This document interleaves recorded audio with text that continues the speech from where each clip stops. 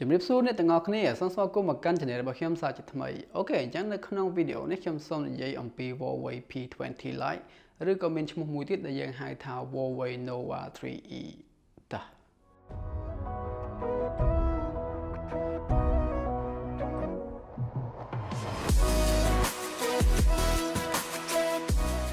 ស្របពេលដែល Huawei បានបញ្ចេញកំពូលទូរស័ព្ទដៃរបស់ខ្លួនគឺ Huawei P20 ហើយនិង P20 Pro ហ្នឹង Huawei ក៏បានប្រកាសទូរស័ព្ទស៊េរីធូរថ្លៃមួយទៀតដែលមានឈ្មោះថា Huawei P20Lite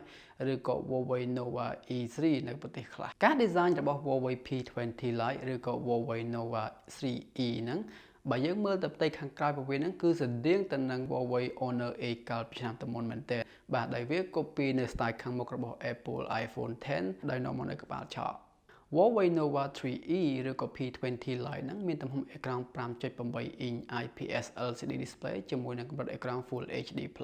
ទំហំអេក្រង់ 5.8 inch គឺជាទំហំដ៏ស័ក្តិសមមួយសម្រាប់ទូរស័ព្ទនៅឆ្នាំ2018នេះក៏ដូចជា iPhone X យ៉ាងដែរក៏មានទំហំ 5.8 inchដែរដោយសារតែក្បាលឆក់នៅផ្ទៃខាងលើនេះហើយនឹងអេក្រង់វាដែលមានទំហំកែមទៅកែមអញ្ចឹងធ្វើឲ្យទូរស័ព្ទហ្នឹងមានរាងកាន់តែតូចស្ដើងធ្វើឲ្យយើងងាយស្រួលចាប់កាន់Huawei P20Lite ឬក៏ Nova 3E ហ្នឹងជាទូរស័ព្ទដែលមានតម្លៃធូរថ្លៃពីក្រុមហ៊ុន Huawei អញ្ចឹងការបំពាក់ processor របស់វាមិនខ្លាំងណាស់ណាដូចទូរស័ព្ទ Huawei ផ្សេងៗទៀតទេ processor របស់ Huawei P20Lite នៅពេលនេះគឺគាត់ដាក់ Huawei ចំនួន659ជាមួយនឹង Mali T830 MP GPU Huawei P20 Lite ឬក៏ Nova 3E ហ្នឹងមានទំហំ memory ចាប់ពី 32GB រហូតដល់ 64GB ដែលវាមាន RAM 4G ផងដែរអូខេអញ្ចឹងចំណុចដែលមនុស្សគ្រប់គ្នាគាត់ចង់ដឹងចង់លឺហ្នឹងគឺកាមេរ៉ារបស់វាបានបំពាក់មកនៅកាមេរ៉ាភ្លោះ2នៅខាងក្រៅដូចទៅនឹងកាមេរ៉ាផ្សេងៗដែរកាមេរ៉ាភ្លោះ2របស់វាហ្នឹងមានទំហំ 16 megapixel បូកនឹង 2 megapixel ដែលមានទំហំ aperture f2.2 ចំណែកឯកាមេរ៉ាខាងមុខរបស់វាហ្នឹងមានទំហំ 16 megapixel ដែលមានកម្រិត aperture f2.0ដែលយើងអាចធ្វើការថតវីដេអូបានដល់ Full HD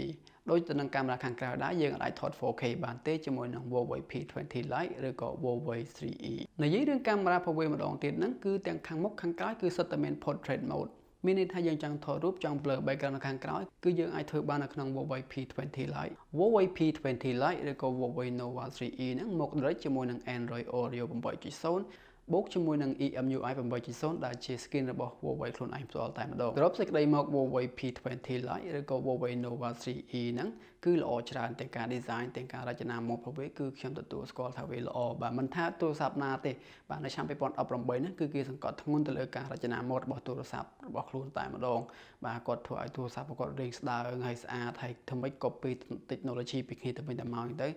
ដាក់ឲ្យតនសម័យនៅក្នុងទូរស័ព្ទគាត់ប៉ុន្តែត្រង់ចំណុចមួយដែលខ្ញុំយល់ឃើញថាទូរស័ព្ទ Huawei P20 Lite មួយនេះដែល Huawei និយាយថាជាទូរស័ព្ទកម្រិតតម្លៃហ្នឹងវាតម្លៃធូរថ្លៃតែតាមពិតតម្លៃវារហូតដល់$400ជាងឯណោះអញ្ចឹងបើសិនជាខ្ញុំវិញខ្ញុំចង់ទិញទូរស័ព្ទហ្នឹងខ្ញុំសង្កត់ធ្ងន់ទៅលើ spec processor របស់វានិងកាមេរ៉ារបស់វាបាទដូចខ្ញុំនិយាយហ្នឹងកាមេរ៉ារបស់វាថតរូបបានល្អមិនមែនវាមិនអាក្រក់ណាស់ណាទេប៉ុន្តែបើសិនជាតម្លៃ$400ហ្នឹងខ្ញុំគិតថាយើងមានជម្រើសច្រើននៅលើទីផ្សាររបស់យើងតែវានាំ feature ថ្មីៗមកច្រើនមែនទែនដូចជា face unlock ក៏មាននៅក្នុង Huawei P20 Lite ហ្នឹងដែរបាទអញ្ចឹងទៅយើងចង់ដោះសោទូរស័ព្ទយើងដោយប្រើកាយ៉ៅភ្នែកយើងអាចធ្វើបានជាមួយនឹង Huawei P20 Lite ហើយនឹងបច្ចេកវិទ្យាផ្សេងទៀតដែលខ្ញុំអត់ទាន់បានរៀបរាប់នៅក្នុងវីដេអូនេះអូខេអ្នកទាំងអស់គ្នាអញ្ចឹងនេះគឺជាវីដេអូរបស់ខ្ញុំទៅលើ Huawei P20 Lite ឬក៏ Huawei Nova 3E ហ្នឹង